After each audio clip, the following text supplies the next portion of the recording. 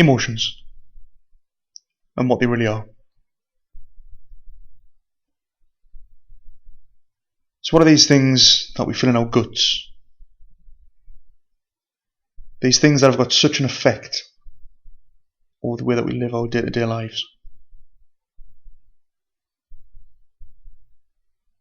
Feelings of joy, great euphoria, or on the flip side, emptiness and deep sadness. These things that people are so desperate to keep on the lockdown and certainly not be controlled by. You know, you'll hear advice such as, don't let your emotions control you. Think with your head, not your stomach. Think logically. The sort of thing that you'll hear from these so-called people in the know. So-called.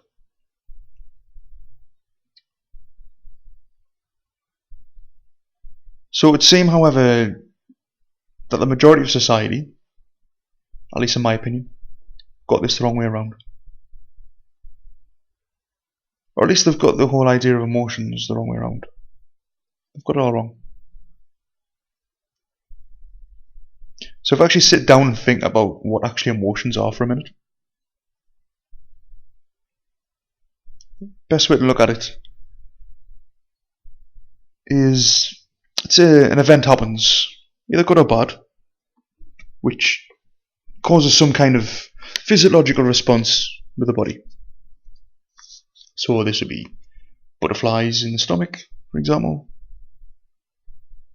heightened sense of euphoria. Hopefully most of your thoughts are like that.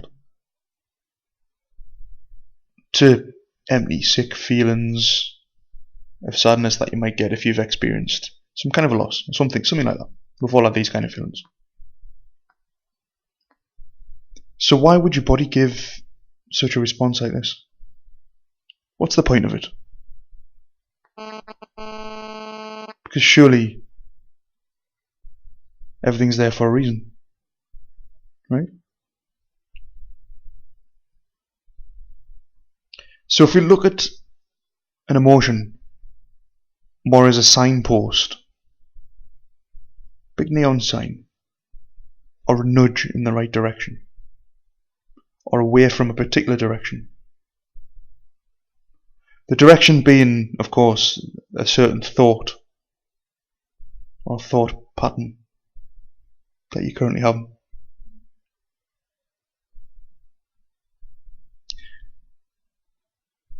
Looking at emotions as signposts, we can actually give them some kind of a useful quality, other than just being a useless feeling that we don't really understand, classing as some kind of a wasted byproduct of something that's happened with no particular purpose. Well, this doesn't make sense.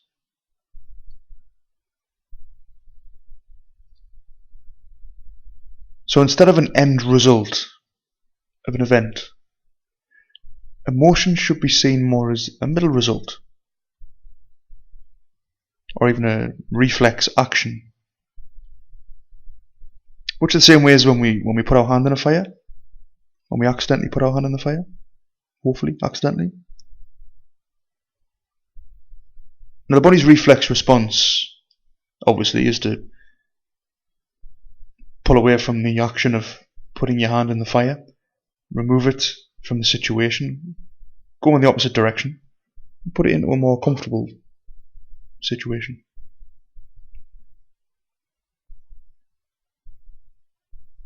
So in the same way, an emotion will give you a similar reflex response to pull away from a current thought that you haven't.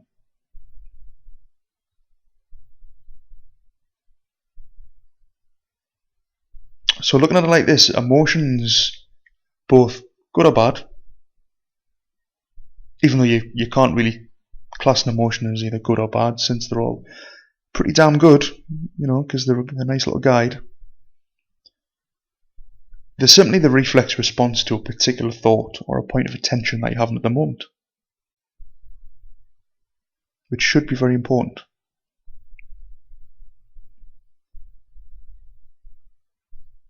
Now this should prevent us from dwelling or sticking with a thought and move to another.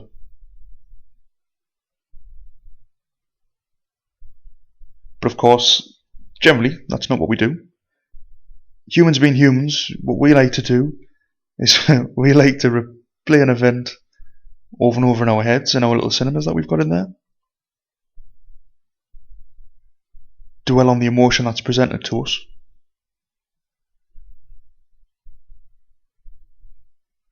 Which reminds us of the event, which presents us with more of the same emotion, which makes us replay the event, and then we get the emotion again. It's a vicious circle. And in the meantime, we totally ignore the slap in the face that we're getting from the emotion,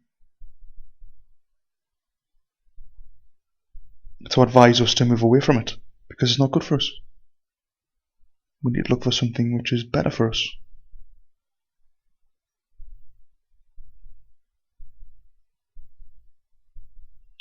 So, in fact, by doing that, we find that we just perpetuate the feeling attained by the thought. And this is just going to attract more of the same thing.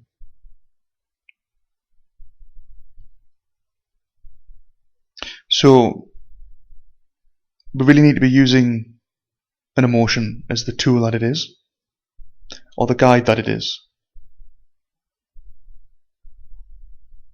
to put your thoughts somewhere more beneficial for yourself, to a place where you're going to attract more positive things for yourself. Use them for what they are, not what you've been told they are.